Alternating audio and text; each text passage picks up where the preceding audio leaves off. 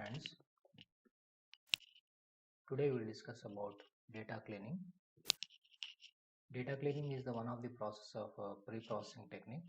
Before mining tasks are going to be applied, we have to clean the data, and in this pre-processing technique, we have to deal with the data cleaning.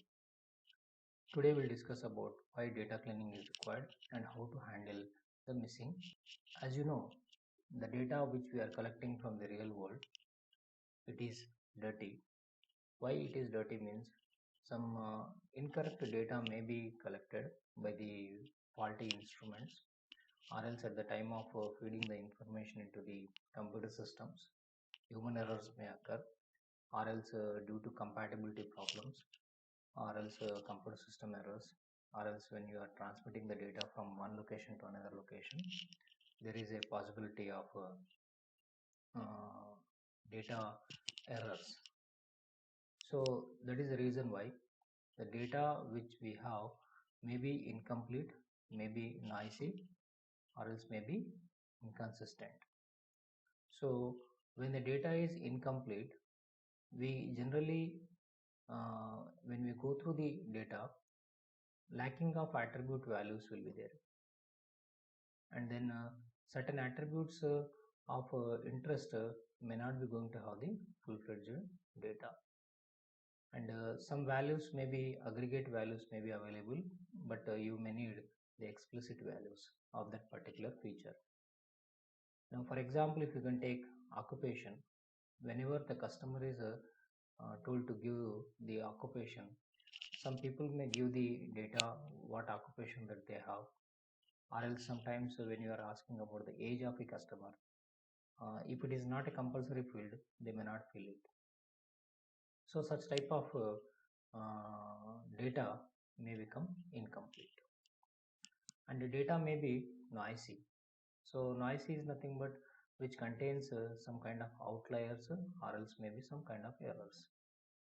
Now in this case, if you can see, salary is an attribute, and salary may not be in the negative. So always salary is going to be some kind of positive value. At the time of data entry, due to human errors, or else due to the incorrect computer system, or else that particular instruments, the feeded information may be faulty. So in such cases, some wrong data may be entered. So such type of noise we have to remove so that the data will become pure. If you are going to apply the techniques, mining techniques on this type of data, then you will get effective results. And the data may be inconsistent. Why it is inconsistent means you can see the containing discrepancies in the codes or names.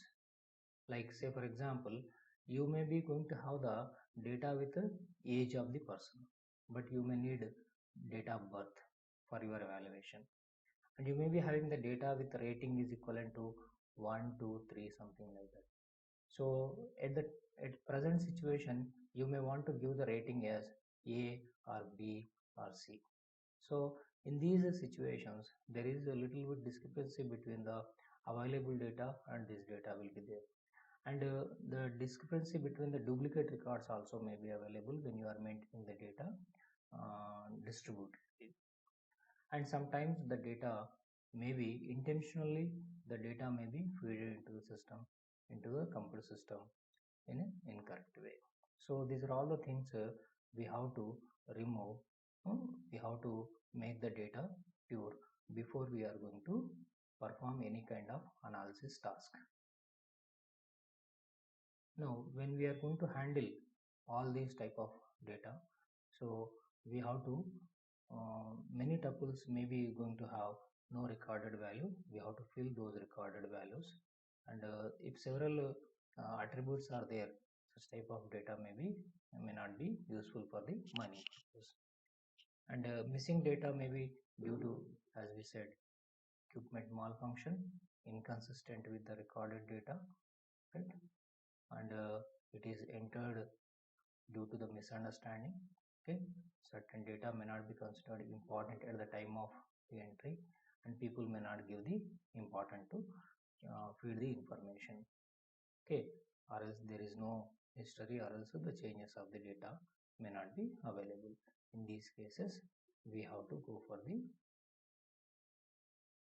make it pure, data make it pure. Now, when such type of situations are going to arise, how to handle such type of missing data? How to handle such type of missing data? There are certain techniques. One of the technique is ignore the instance. Let us take a particular instance and some age attribute value is not available. Now, if age attribute value out of 100 samples, if 5 samples are not going to have the age attribute value, you can simply ignore such type of thing and you can take the remaining data for your consideration. And this can be usually done when the class label is not known. Okay, when the class label is not known, you may be assuming that the task is a classification task. Okay, and it is not effective when the percentage of missing values for the attribute are varies considerably. In such cases, it is not useful. And the next technique, whenever the missing data you find, you may fill the missing value manually. So manually feeding the information is a generally, as you know, it is a time consuming task, and if the number of records is in thousands or else in a huge volume of data is there, you cannot do manually, and it consumes not only the time, cost, everything is involved in this one. So such type of manually feeding the information may not be possible. The next technique, if you can look at this one, we can use the global constant to fill the missing value. So wherever, say for example, the salary attribute or else age attribute value is not available, you can fill with unknown. So if you can take the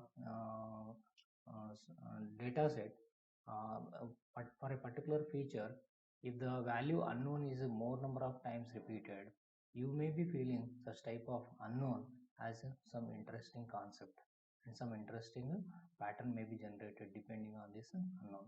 Such a problem may be going to arise if you are going to fill more number of times with this particular global constant value.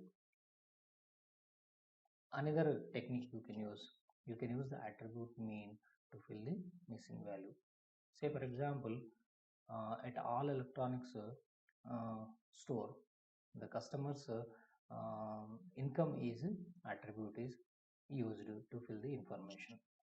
Say 100 customers data you are having, out of 100 customers data, for the income feature or else for the income attribute, 5 customers have not filled the income. So in that case, what you can do is you can take 95 customers of average value of income, and then you can fill it for the remaining 5 people. So now all the 100 features, all the 100 attribute, all the records of that particular attribute are going to have this particular mean value, isn't it? So like that you can fill the missing value. And the next technique what you can do is to better implement the previous technique. There may be the customers who belong to the, say for example, some credit risk class. Out of those 5 customers, 3 customers belong to one class of credit risk and 2 customers may belong to another class of credit risk. So in such case, what you can do is for these 3 customers, whatever the average income is there, you can fill this average, and for these 2 customers, according to their credit risk, whatever the average comes, that you can fill with the values. The next technique, the most feasible technique you can use, you can go for the mining techniques you can apply here. You can go for the regression, or else you can use the Bayesian techniques, or else you can use the decision tree techniques, and then you can derive the appropriate probable value you can able to fill in the missing values. And here we can use the most probable value to fill the missing value is a particular strategy. Thank you very much.